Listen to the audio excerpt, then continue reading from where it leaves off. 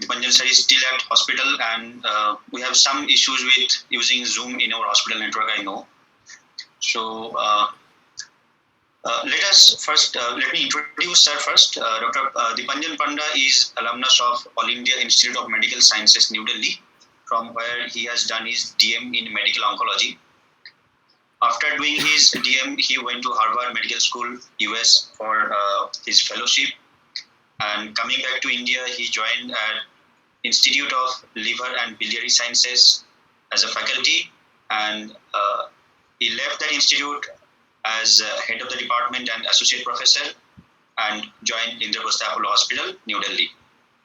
Sir is also one of the member of Hepatocellular Carcinoma Expert Committee Group, Indian National Association of Study of Liver, INASL, and he is only one of the 2 medical oncologists, so it's a matter of pride for all of us. We are really thankful to have sir today in this evening academic program, and sir is going to teach us about systemic treatment of hepatocellular carcinoma. Although I know that the discussion will be essentially kind of a comprehensive management protocol.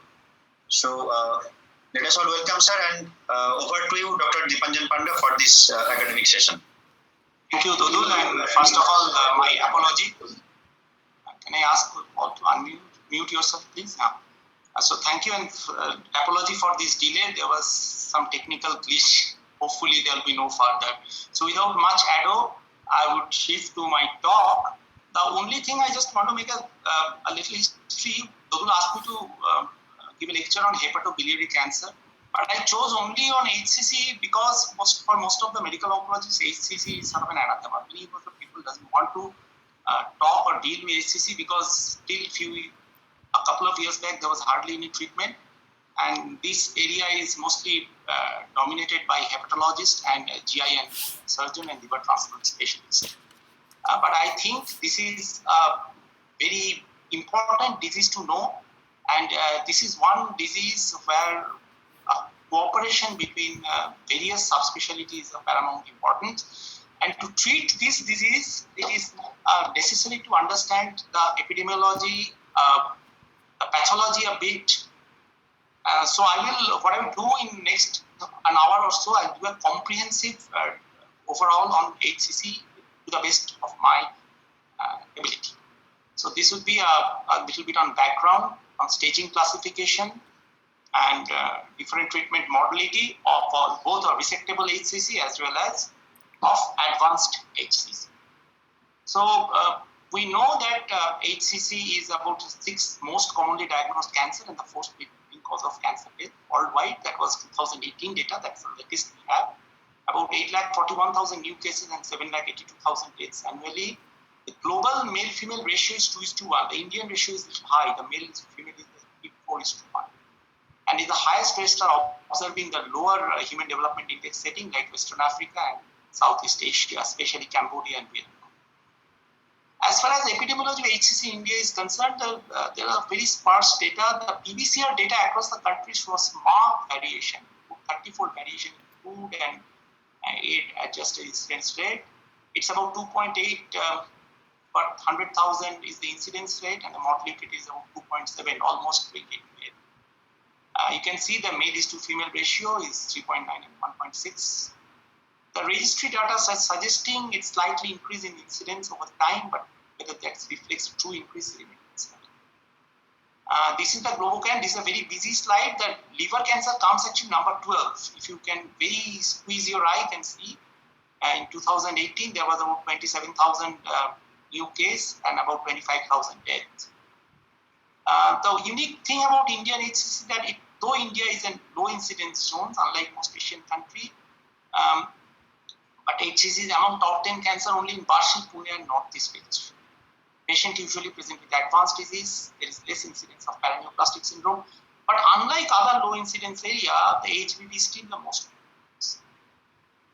Now, this is some issue you must understand. See, when I was searching a few years back about the PBCR data, you'll be surprised to know in the top 4 centers, Delhi, Mumbai, Chennai, and Calcutta, liver cancer barely make it to the top.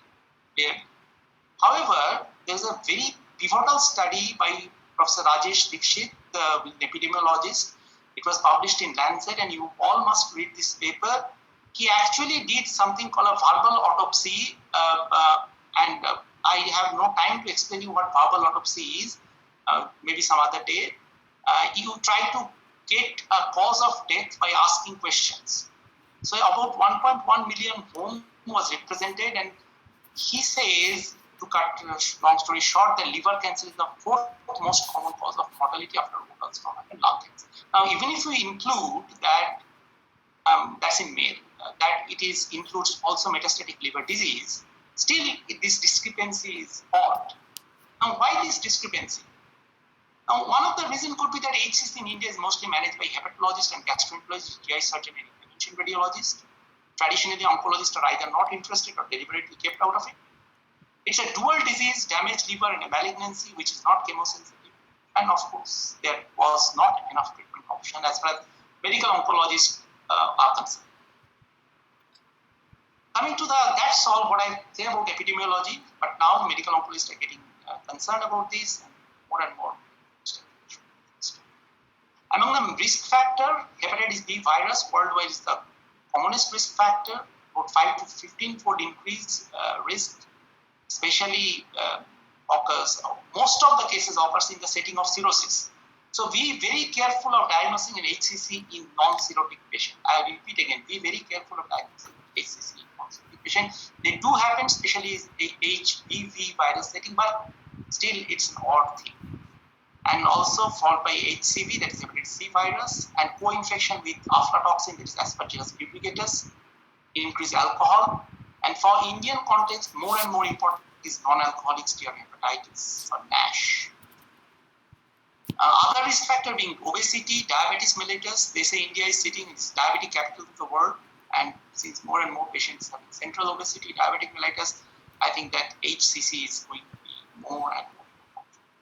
Alpha-1 antitrypsin deficiency and porphyria being the other cause.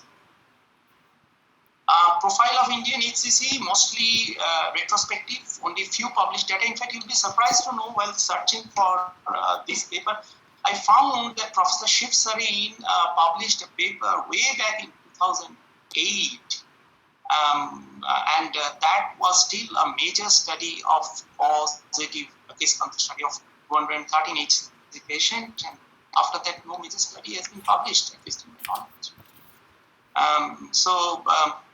This is the study, and it shows that hepatitis B is the commonest cause in India, alone roughly 53%, followed by hepatitis C, and then fat alcoholics. But as I tell you that non-alcoholic steatohepatitis is most probably going to be the commonest cause with universal HPV vaccination, and treatment of hepatitis C is being present. NASH is going to be one of the. Now, look carefully to this particular slide. This was a pivotal paper published by Ferguson in Molecular Pathogenesis in Nature Genetics. It actually shows what happens that when hepatitis B, C, or whatever, there is a chronic hepatitis, and there is a phenotypically altered hepatocytes and cirrhosis. So there is basically an inflammation. Ultimately, there is a paraneoplasia, preneoplasia, ultimately dysplastic hepatocytes. It takes 3 to 5 years, and then ultimately develop hepatocellular carcinoma. So the hepatocellular carcinoma actually developed in a background of inflammation, which is very, very important. So it occurs in the setting of inflammatory condition. Cirrhosis due to any cause may be complicated by development of HCC. However, the risk is higher if there is a chronic viral hepatitis, because the inflammation is continuous. In hepatitis B or C related CLD, risk is higher when there is concomitant HIV co-infection or hepatitis B with HCV or other inflammatory cause like chronic alcohol abuse, obesity, diabetes mellitus. A little bit about Indian hepatitis B. It's sort of unique, but it is more often associated with HPV genotype D, which is not in most other countries, or a mixed genotype infection. Usually the HPV DNA level is high, 10,000 copies, And also we see a more higher serum ALT level and high level of serum salts. So how do you prevent that? Now, prevention is always better than cure. And if you can stop HCC to happen, nothing better than that. So you have to limit the exposure of the general population and workers in certain industries like carcinogen. You have to reduce transmission of hepatitis by IV drug abuse to counseling. Universal vaccination immunization has already become a reality, and that result will come in next 10 years. Antiviral treatment, we have got. So previously, we thought that even if you give antiviral treatment, it may not stop HCC to happen. But now we have newer data which come that if you give good antiviral treatment like tenofovir, it can actually prevent hepatitis B virus infection, CLD, to develop HCC. And of course, lifestyle modification, decrease weight, diabetic treatment, etc. Now, why we need to diagnose HCC early?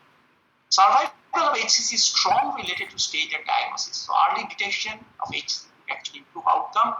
This paper by Stravitz can show that stage 1, where there was almost 5-year survival, is sort of a 40% or 50%, which comes down to less than 5% in stage 4.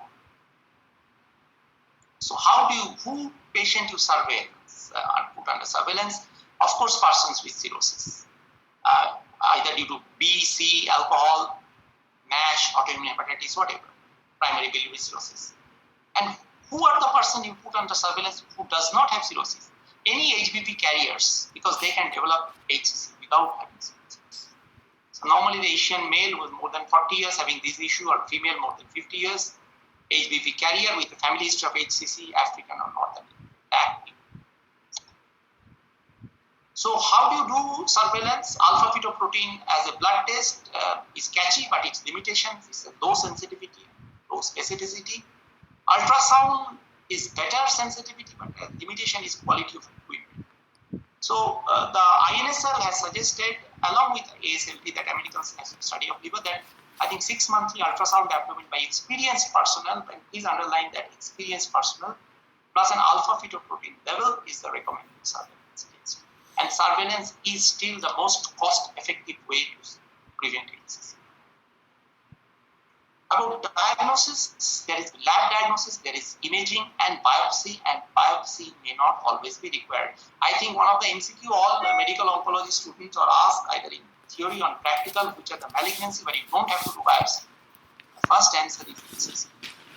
So in nutshell, there are of course nuances, but if you have a lesion which is more than 2 centimeters, having typical arterial enhancement and venous washout in at least one imaging modality, but not only arterial enhancement in at least 2 contrast studies, then you can diagnose HCC. As I said, there are nuances, but this is mota. If lesions are less 1 to 2 centimeters, then you have to have a concordant finding from 2 imaging, and along with it, the high AFP level always help. High means more than 400 nanogram. Now for imaging, please remember the following thing. That dynamic CT, that is triple phase CT, or dynamic MRI, or gadoxetic acid enhanced MRI, GD, EOB, DTPA, or BOCTA, they are the first line diagnostic tool for HCC. So if you are using the contrast, please use either gadolinium EOB DTPA or gadolinium BOCTA. Secondly, please remember the classic feature of HCC is the hypervascularity of the nodule in arterial phase and washout in total venous phase can only be applied to cirrhotic patient having nodule more than 1 centimeter. If the imaging is typical in CT or MRI, no tissue diagnosis is required. However, if you have an atypical imaging pattern on either scan, they should undergo the other scan. And as I said, the MRI scan should be preferably done on GADO, medium, BOCTA, or DT. If both the scans are features which are atypical, then of course we will require the histological confirmation. But generally in small lesion, we do not try to put a needle because in this case, the needle track metastasis has some problem. Now, many people ask, and we generally on a reflexively try to do PET scan. So I must clarify what are the role of PET scan. Please remember there is no significant role of FDG PET CT in diagnosis of HCC except for detection of distant metastasis. So if I am sending it to my transplant surgeon for resection or transplant, they will always do a PET CT. And secondly, PET CT may play an important role in prognostication of HCC. So higher the SUV standard uptake, poor is the prognosis. So this is American Association for Study of Liver Diagnostic Criteria for HCC. That if you have a less than 1 centimeter tumor, please repeat ultrasound every 3 to 4 months. Stable disease, return to surveillance to 6 to 12 months.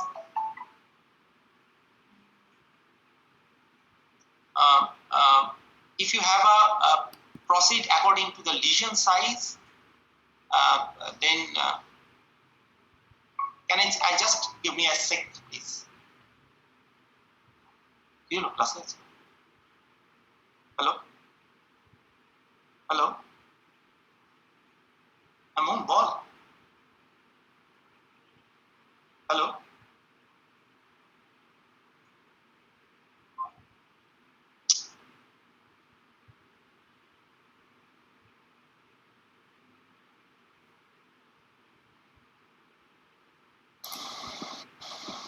Please excuse me for a second. I'm so sorry. You can mute yourself and finish the talk, and then you can unmute yourself. Yes.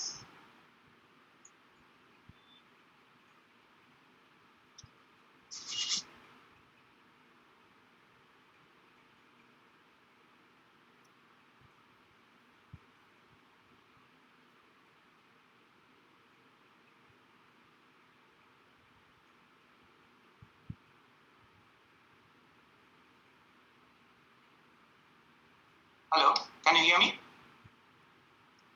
Am I audible? Yes. Extremely sorry for that.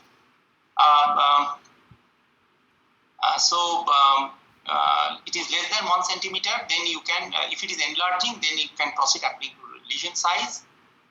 If it is 1 to 2 centimeter, then you do one dynamic imaging study. If there is a atypical vascular pattern, you can do biopsy. If it's a typical vascular pattern and diagnostic of HCC,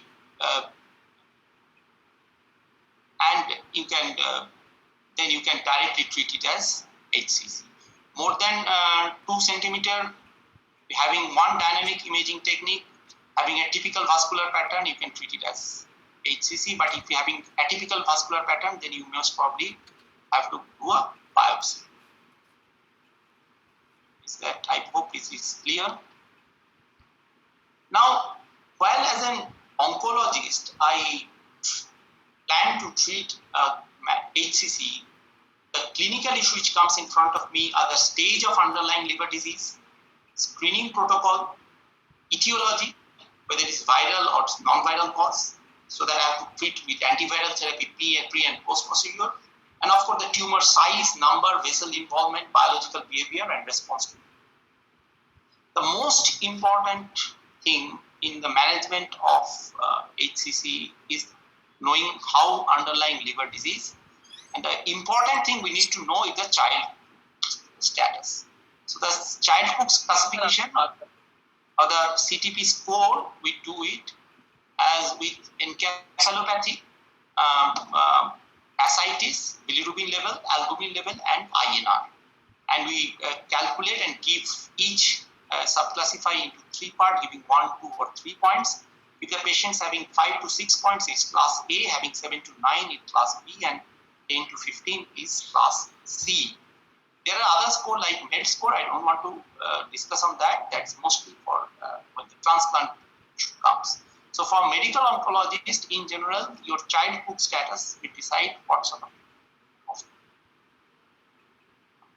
Now coming to the clinical staging, there are numerous staging system exist, and there is absolutely no consensus. There are TNM staging, Okuda staging, CLIP staging, and Barcelona liver cancer or BCLC staging. And they incorporate basically 4 determinants of survival: severity of underlying liver disease, that is child score on MEL, size of tumor, extension of tumor into adjacent structure and vessels, and presence of extrahepatic metastasis. But for medical oncologist perspective, I think the BCLC staging has been proposed as the standard because it is easiest to use and follow. So across medical oncology and hematology, I think BCLC is the most used standard of staging to ascertain any treatment. So it incorporates patient performance tests, number and size of the HCC nodules, symptoms, and liver function as determined by child food classification system. And there are various guidelines, various bodies like American National Study of Liver, EASL, that is European Association, Asia Pacific Association, and Indian Association. The INSL guidelines has been started in 2014 and it was updated in 2019. So this is the guideline. This is available in Google Scholar. You are free to go. This is a good recommendation. They have taken other also, but it is more apt for Indian setting. So this is the basic BCLC staging system. So you have a stage 0, stage A, B, and C, and there is an advanced stage or stage D. Stage 0 is basically very early stage with a less than 2 centimeter tumor, a single lesion with a normal portal pressure, so you can actually treat it with resection. If there is a small lesion with an increased portal pressure or increased bilirubin, or there are early tumor that is less than 3 nodules with all less than 3 centimeter, you can actually either take the patient on RFA, that is ablative treatment, or transplantation. For intermediate stage, whether there are multinodular disease but patient performance status is still good, you can give local treatment like chemoembolization or radioembolization. For advanced stage, where the patient performance status is not 0 and there is also vascular invasion and node positive, we generally plan, this is a paper which was written all the way in 2008, so they say you can give systemic therapy, and the end stage or stage D you can only give symptomatic therapy. Now what has changed in 2020? So basically instead of only TACE, you can have TACE, TARE, and SPRP. But the most important thing is that even in terminal stage, can be divided into stage D1 and D2, where the D1 is the tumor is still within transplant criteria and the performance status is around 2, you can still offer transplant to this patient. So the transplant criteria has really, really widened, especially in countries like us where there are living donor transplants are happening. So this is a huge, and also the systemic therapy is no more sorafenib only. We of course will discuss it.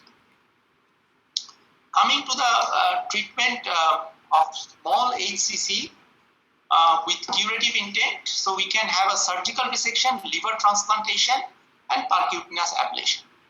Coming to the surgical resection, it is recommended for non-cirrhotic HCC who are resectable solitary cirrhotic lesion with no clinically relevant portal hypertension. It is measured as a hepatic venous gradient less than 10 millimeter mercury, and platelet count needs to be more than 100,000. Have to have a good liver function, adequate future liver remnant. The adequate future liver remnant is at least 30% in non-cirrhotic liver and 40% in child A or any.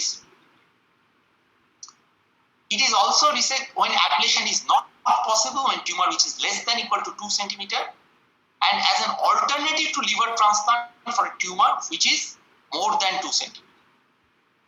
Thus, please remember, a non-cirrhotic patient, single liver, very early HCC, suitable condition, a cirrhotic patient is actually very rare. How rare? Very early HCC, resectable candidate 3%. If you take early HCC, less than 5 centimeter, it's about 25%. And if you take surgical patient who have a high hepatic portal venous gradient or bilirubin more than 1, the survival is very, very poor. So you have to have a very, very selective, super selective patient who can actually do well with hepatic resection. Whereas percutaneous local ablative therapy, which includes the RFA, ethanol injection, acetic acid injection, microwave ablation or irreversible electroporations, are very much easier to, it is accessible. We generally nowadays prefer, especially with patients who are cirrhotic. So for RFA, which is the most common, the platelet needs to be more than 50,000. There should not be any refractory ascites. Bilirubin should be less than 3. Lesion should be less than 3 centimeter. There should not be any extrahepatic metastasis and no vascular lesion. And please remember that lesion should not be near a vessels. Otherwise, there will be something called a heat sink effect. So you burn, but for burning, you need to generate heat with a radio frequency. If there is a major vessels nearby, there will be no heat generation that will be absorbed by the running flow of blood.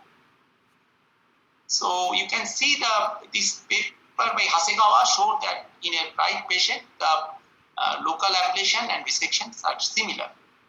And this is another paper, the same paper, they shows that is almost like RFA and resection are almost like head-to-head as far as 2-year survival is concerned.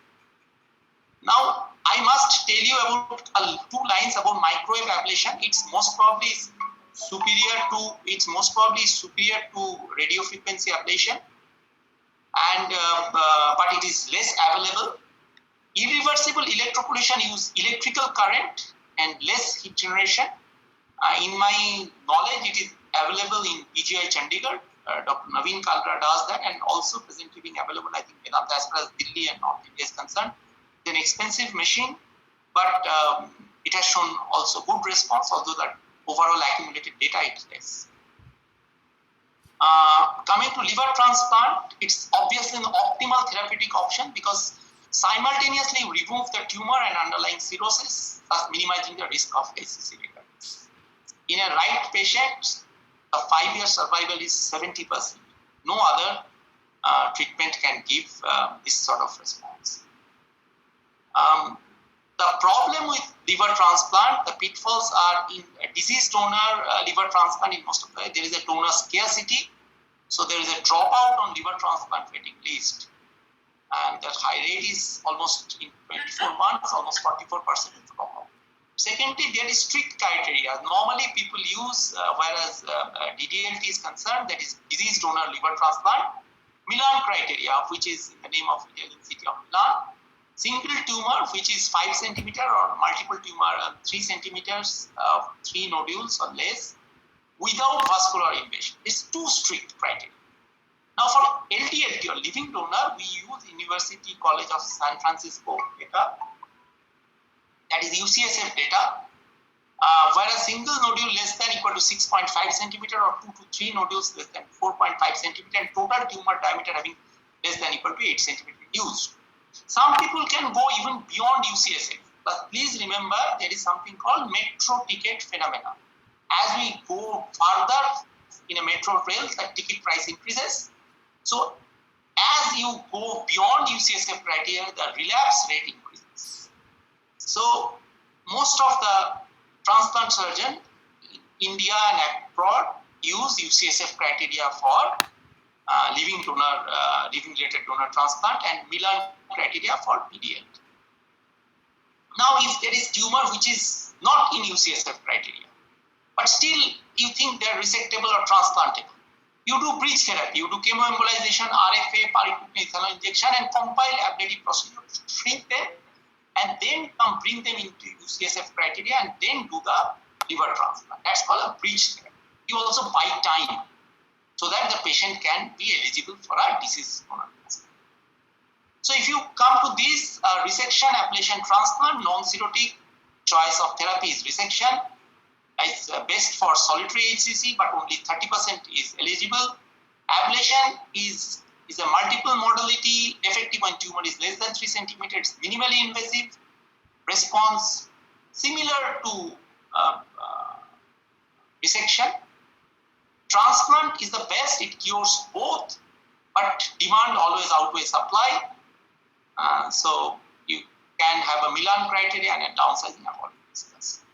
Now, what happened? People thought if we do the surgery or transplant, then is some adjuvant therapy. So there was this trial called STORM trial where they post-surgical resection or local ablation. There was no residual tumor, and they try to use sorafenib, which is just come and was showing some good response. advanced tumors. And primary endpoint was resection-free survival. Secondary was time to recurrence. Recurrence-free survival and time to recurrence.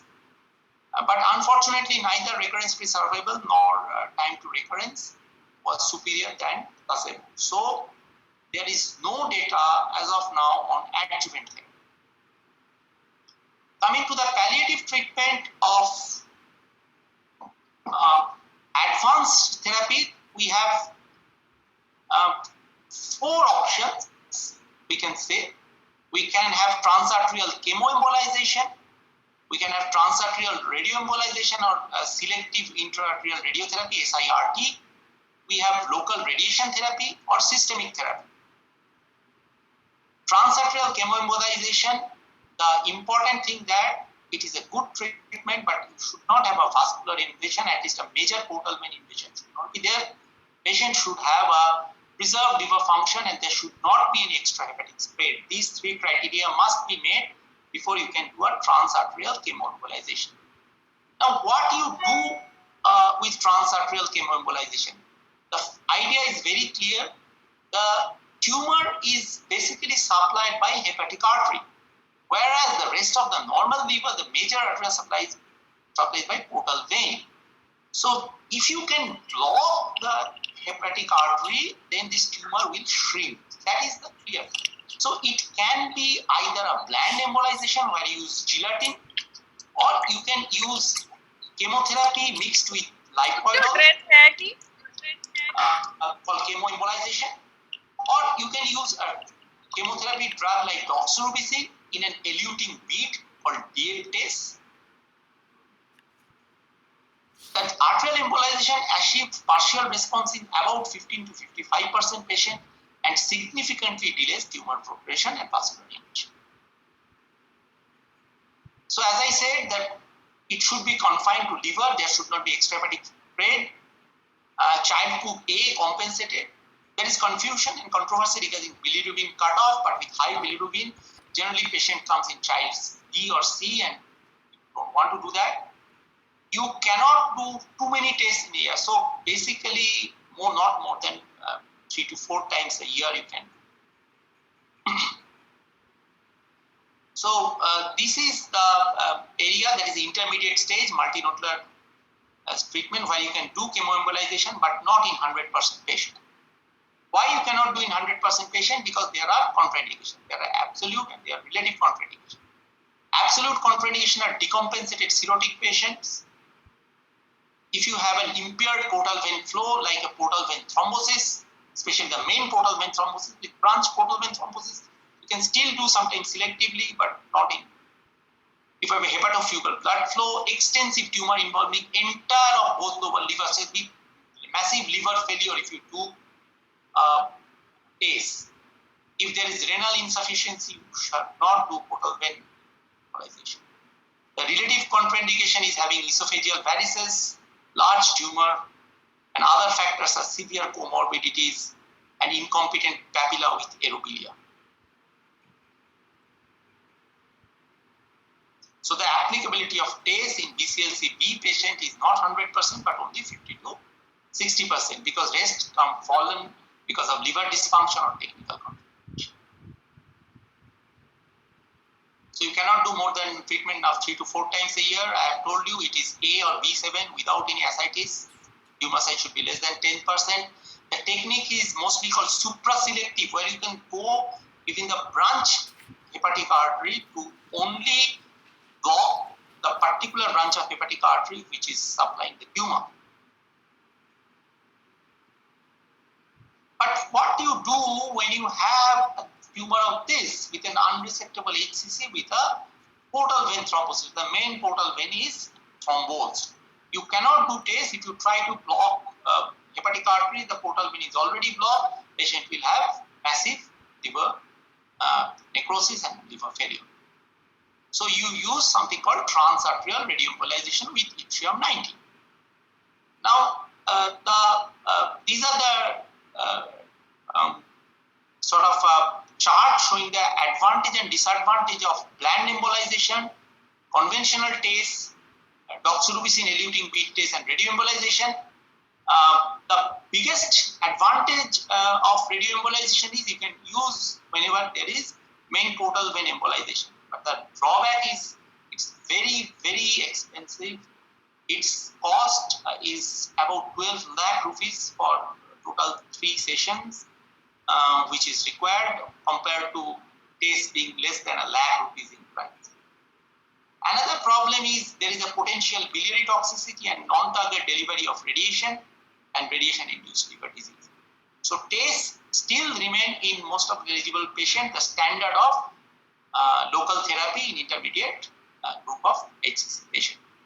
There we do only in selective. So you must be very clear about that. I will not speak much about radiotherapy because I think Dr. Dadul has told me that there will be a class by Professor Rina, but I am not competent enough also to talk on that.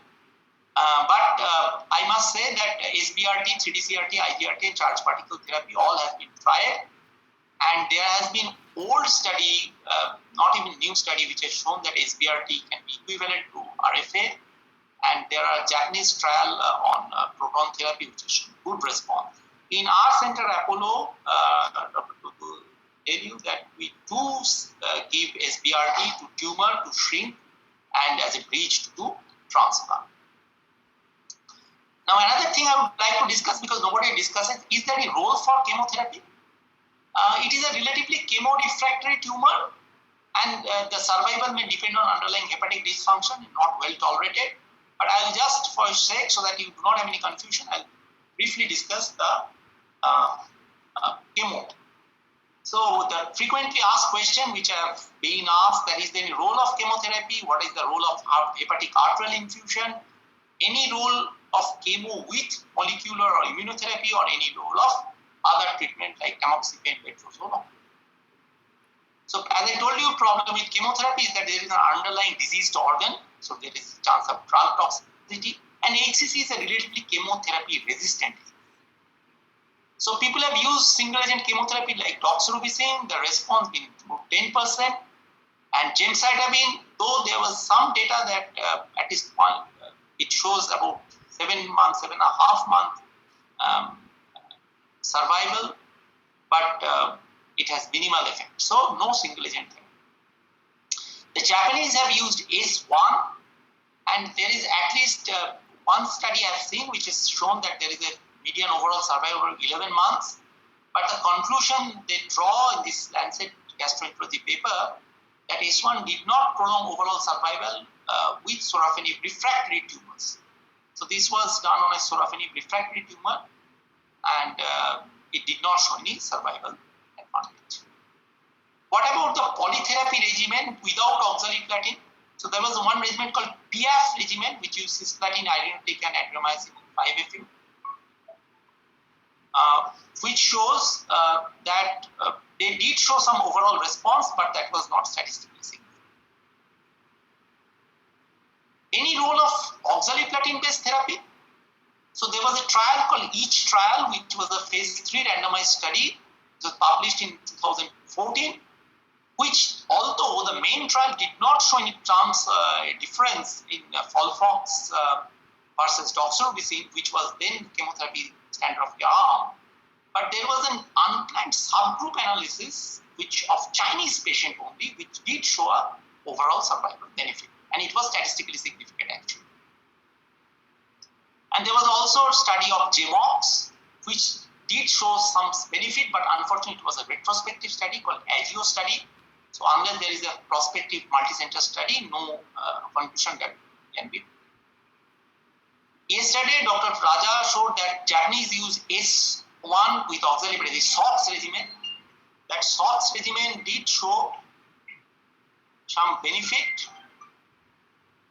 but the SOX may be a reasonable substitute for FOLFOX, but unfortunately ACE1 is not available in India, so I think as of now it's not something we are really concerned. So I would say that cytotoxic chemotherapy, either as single agent or in combination, did not improve overall survival in most of the advanced HCC. However, the oxaliplatin-based systemic chemotherapy may have some role, requires some study.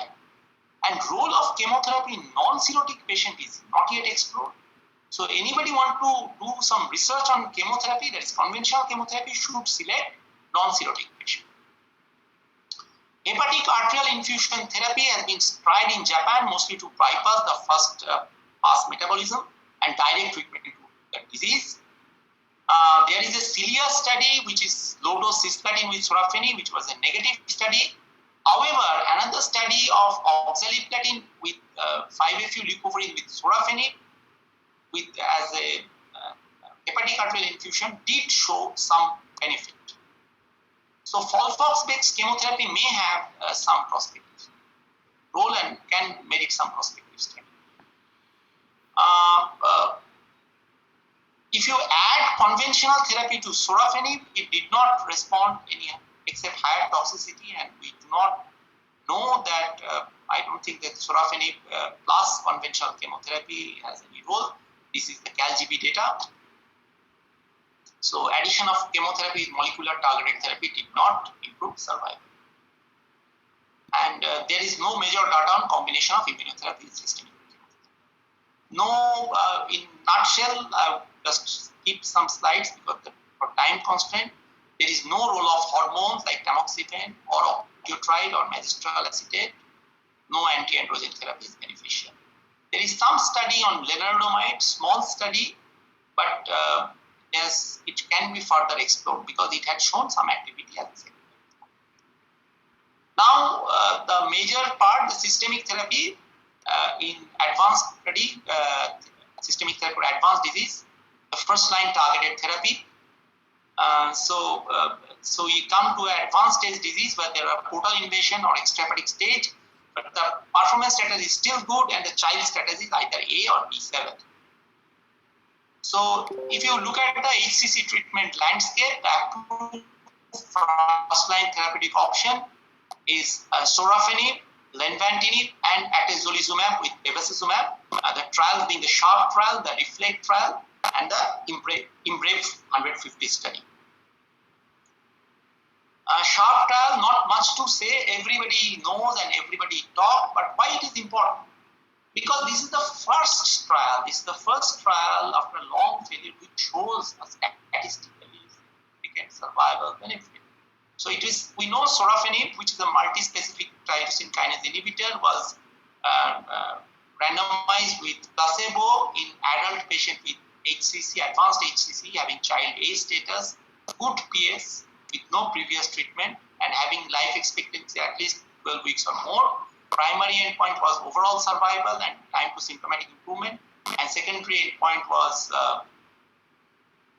TTP and disease control rate and safety. And it did show survival, median overall survival of 10.7 months versus placebo data of 7.9 months. And not only that, there was an ACO-specific study which also showed that there was statistically significant improvement with sorafenib. Although the numerical data, it was less than what SHARP trial showed, but nonetheless it was statistically significant. The significant side effect of sorafenib, which is actually a class effect, it's fatigue, weight loss, rash, hand-foot syndrome, alopecia, and GI side effects. We all know that if there is hand-foot reaction, we generally use either urea-based cream or topical corticosteroid, but if there is too much toxicity,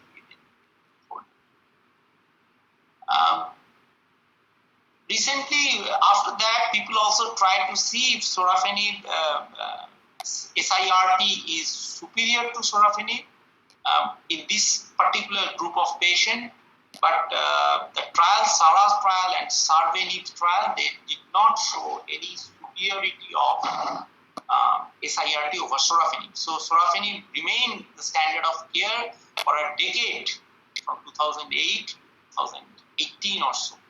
But there was a lot of problem with sorafenib. I mean, whoever has used, first of all, only 10 to 20% of a patient you can actually use 400 mg. I have not more than 10%.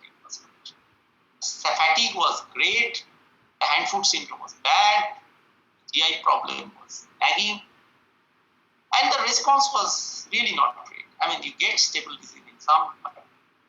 So that time came the drug called lenvatinib, which is another multi-targeted TKI, and they were randomized with sorafenib. It was come as a non-inferiority trial, and it did show that there was similar overall survival, 13.6 months versus 12.3 months. But as far as the progression-free survival was concerned, it was almost double than sorafenib. And that was statistically significant. If you look at the, I would say the toxicity, the important toxicity of lenvatinib vis-a-vis sorafenib was hypertension and proteinuria, whereas in sorafenib there was more hand-foot reaction and alopecia. In my personal experience, I have found lenvatinib a much better tolerated drug, and the response level also being good.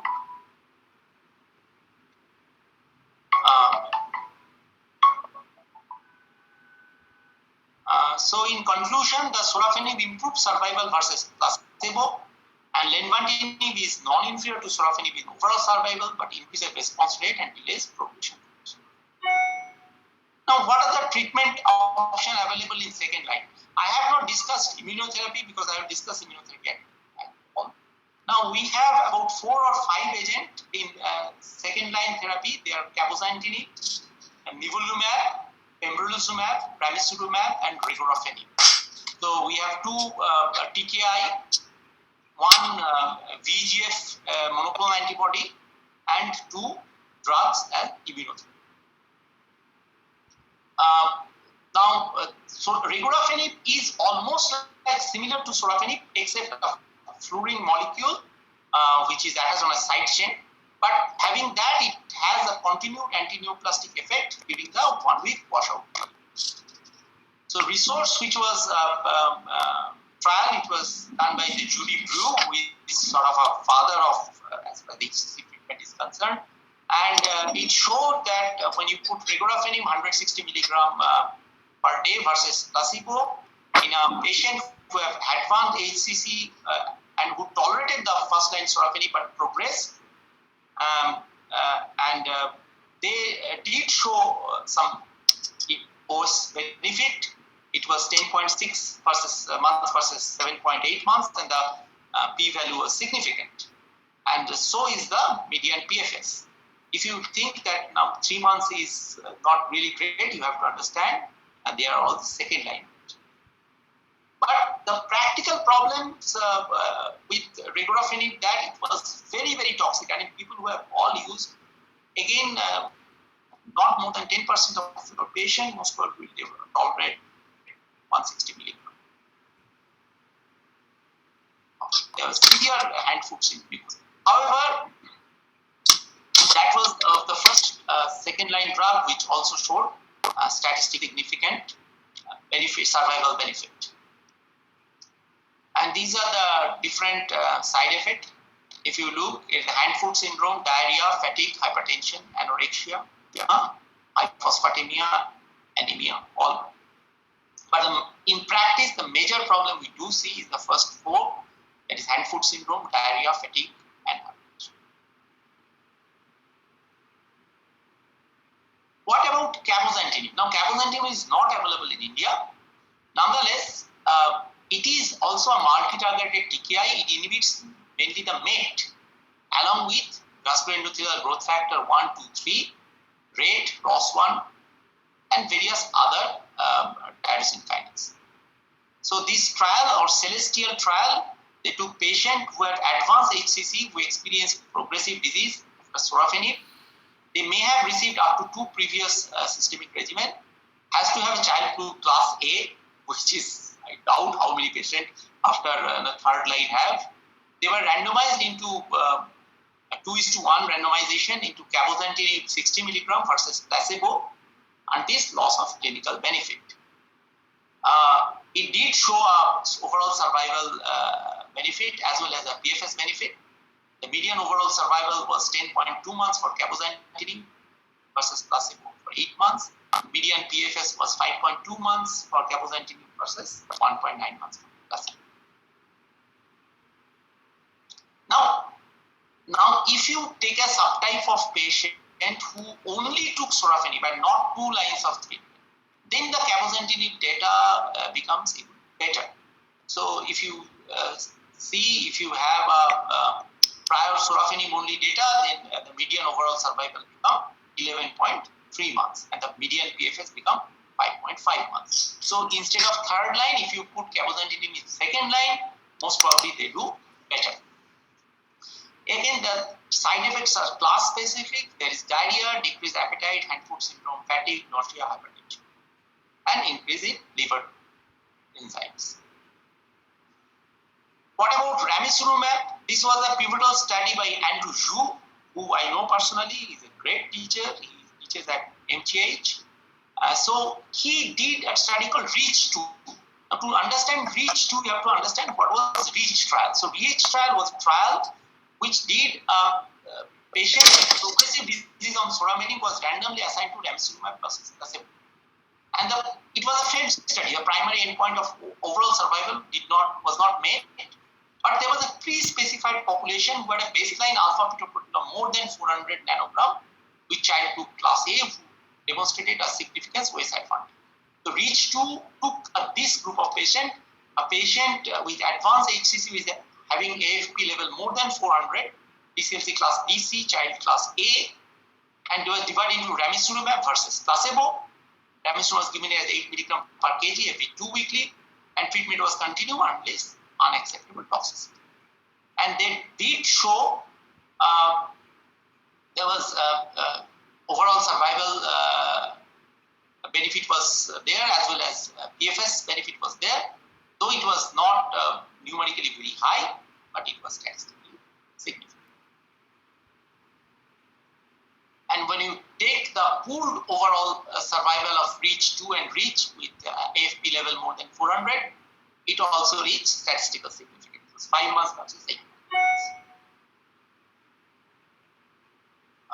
The side effects was generally milder. It was fatigue, peripheral edema, but of course there is something which is class to the VEGF inhibitor, that's hemorrhage, epistaxis, and hypertension. So how to choose and sequence different drugs in HCC? In second line, if you have regorafenib, you can. If you have a prior sorafenib tolerability, you can use regorafenib. If you have more than 2 or more than 2 prior regimen, you can take cabozantinib. Cabozantinib can also be tried if you have a sorafenib intolerance. Ramucirumab can only be tried in a patient who have a baseline of more than 400 nanogram per ml AFP and having favorable toxicity profile. Nivo and Pembro, I will come later, they can, if they respond, they can have a durable response. Now coming to immunotherapy in HCC, I'll just take 5 more minutes. The most, as I told you, if you remember the the Nature genetic study, I showed that for development of HCC, there is an underlying inflammation. So the most common progression of liver cancer is from cirrhosis, which is due to sustained inflammatory reaction, persistent oxidative stress. So HCC developed through accumulation of somatic genetic alteration and epigenetic modification, and immunosuppression may be one of the most important reasons, along with T-cell dysfunction. And exhausted T-cells lack robust effector function and express multiple inhibitor receptors that reduces actually efficient immunological surveillance. So immunotherapy approaches for HCC we can summarize in 4 groups, and people are trying all 4 directions. One is cancer vaccine, one is adaptive transfer of effector cell, blockade of immune suppressor cell, and reversal of T-cell dysfunction. This reversal of T-cell dysfunction can be done by immune checkpoint inhibitors. So the first major study was done by called Checkmate 040. It was with a drug, PD-1 inhibitor called nivolumab, and they were both sorafenib naive and sorafenib sorafenib experienced patient who had a dose escalation study from 0.1 to 10 milligram and ultimately a dose expansion study of 3 milligram per kg.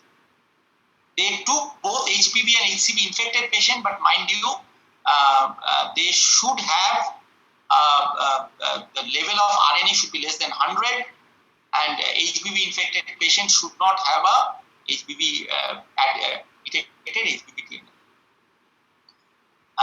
And it shows an overall survival benefit. The median overall survival was 28.6 months in sorafenib naive patient. If you consider the both dose escalation as well as dose expansion study, and about 15 months if you think sorafenib experience study. This was unheard of. This was unheard of previously. So although it was a small study, but people were very, very excited. Unfortunately, the Checkmate 459, which was a randomized trial of phase 3 randomized trial of sorafenib naive patient, which was randomized to nivolumab 240 milligram IV. By this time, nivolumab data has become standardized to 240 milligram, not 3 milligram per kg, versus sorafenib. And the primary objective was overall survival. It did not meet its primary endpoint. So the median overall survival of nivolumab arm was 16 months versus sorafenib arm was 14.7 months, and the p-value was not significant. So the predefined threshold of statistical significance for OS with nivolumab was not met, although nivolumab demonstrated clinical benefit. There was another study with pembrolizumab called Keynote 224. It was patients who has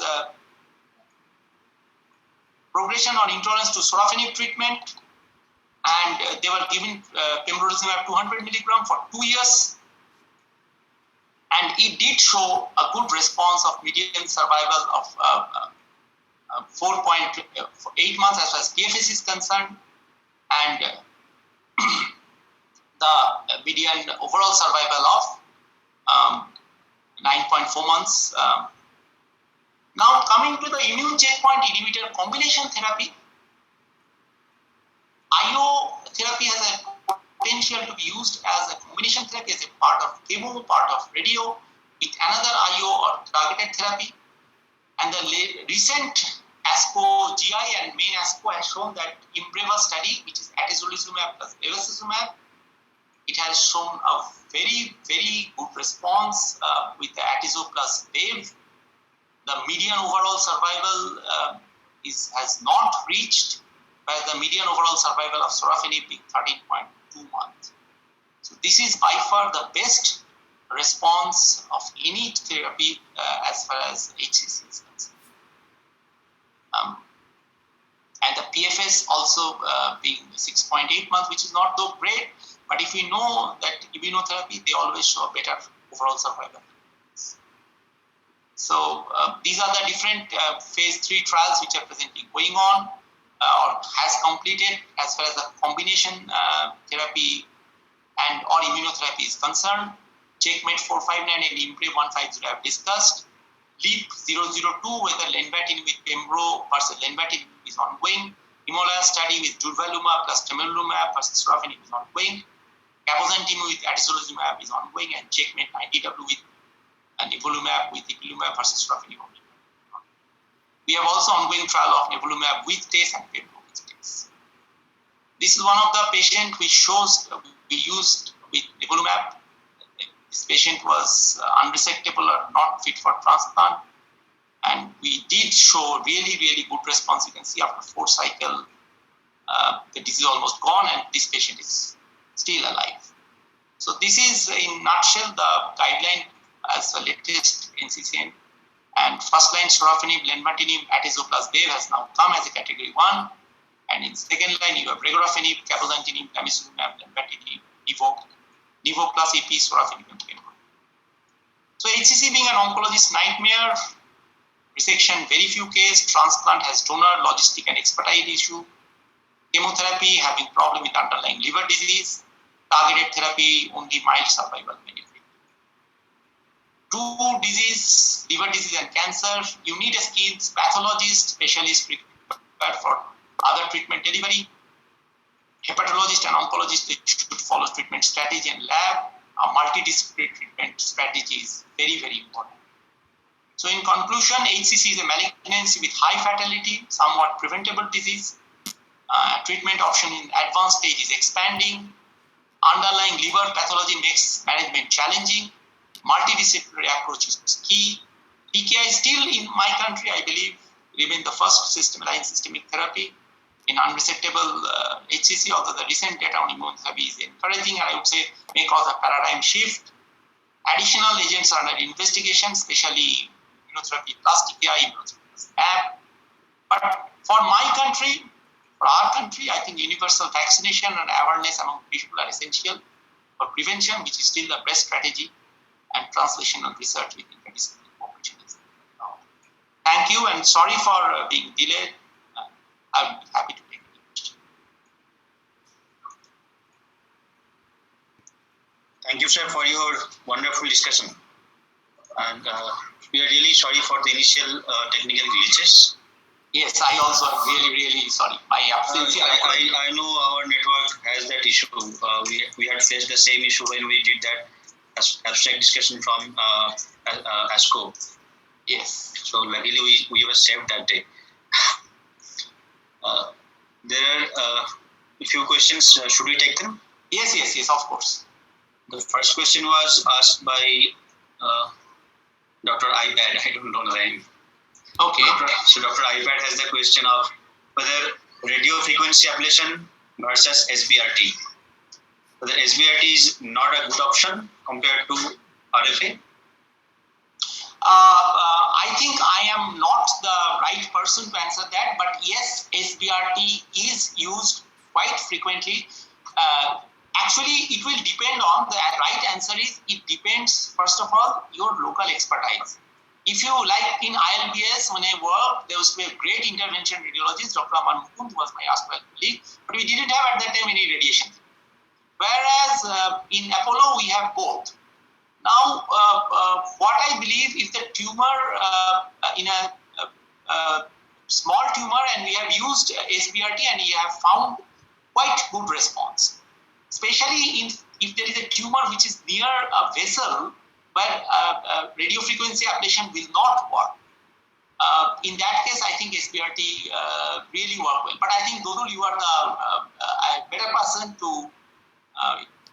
as far as I'm sure, there has been a few studies head-to-head and it has shown similar answer. And no one has been shown superior to other. If I am wrong, please correct me. No, you are absolutely right. The thing is, RFA being the standard of care and it's the gold standard, it has been in practice for a long time. And classically, we actually compare all new techniques with the gold standard. So that way, RFA is still the gold standard and SBRT is evolving, and the studies are actually showing equally good result of almost 70 to 75% response rates. So it depends on selection criteria, expertise, as you rightly said. I remember when I was in IRC James, we had both the options, and the RFA was actually being done in our radiation oncology department.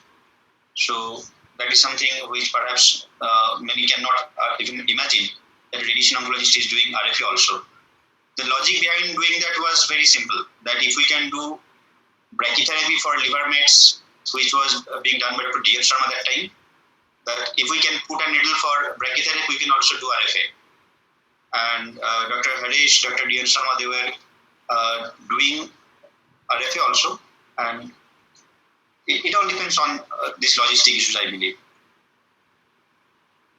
Dr. Deepti Sharma has a question for you. What should be the time? What should be the gap between radiation therapy and systemic therapy? Yes. There is, I do not think there is an exact day, but I think we should actually wait at least 2 weeks, 3 weeks before we start systemic therapy. However, if post radiation therapy there is the liver enzyme was deranged, then we would wait till it comes either normal or within more than 2 times or 3 times of normal level. That's what I follow. But these cases, honestly, I don't remember too many cases where. But generally, I think I wait for 2 weeks at least to see it.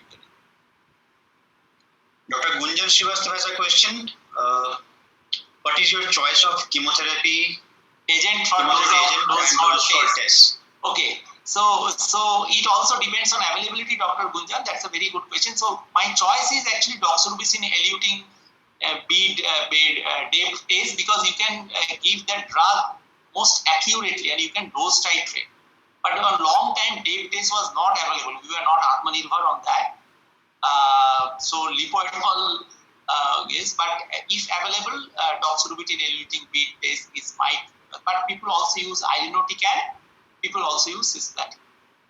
So it is the intervention radiologist who is most comfortable they use. But given a choice, I think DAPE test would be my choice. Thank you, sir. Dr. Dipti has the next question. At what liver function test should we stop sorafenib? Okay, so this is very important. So normally, if the ALT or AST level goes more than 4 times, or the bilirubin level is more than 4, I generally, and it is not only the absolute level, it is the level which is increasing. I generally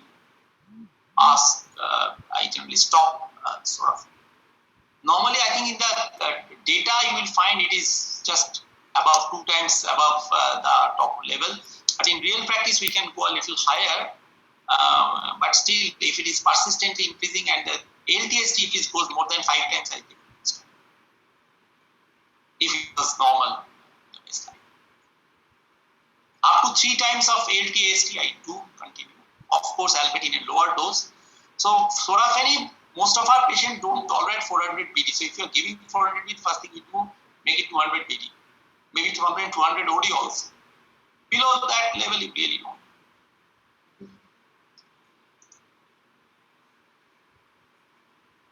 Thank you so much, sir. I think it was quite a big and sometimes boring, but I think I tried to cover all the aspects of HCC. So as an oncologist, when you treat, please remember you have to understand all aspects. Thank you, and thank you, Dodu, for thank you so much for this wonderful class. Anyone having any